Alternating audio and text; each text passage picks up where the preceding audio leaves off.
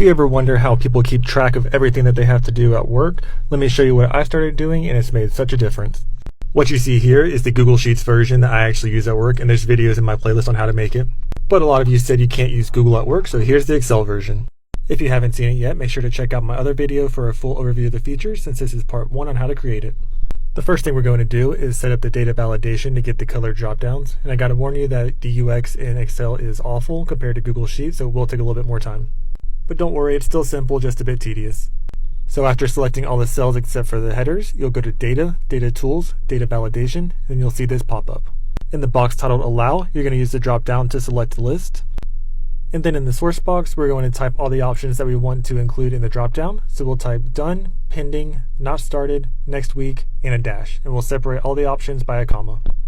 And once you're done typing, you can press OK, and then you can navigate to this cell, and you'll see the drop down exists, and you can see all the options are there. Now we're going to do the same exact thing for priority.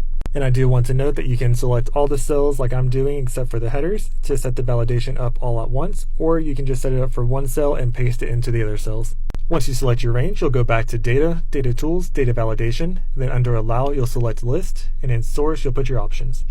And since we're doing priority, we'll put the options High, Medium, Low, Recurring, and Dash. I forgot to include Recurring here, so make sure to include it. And now your priority dropdown is complete as well.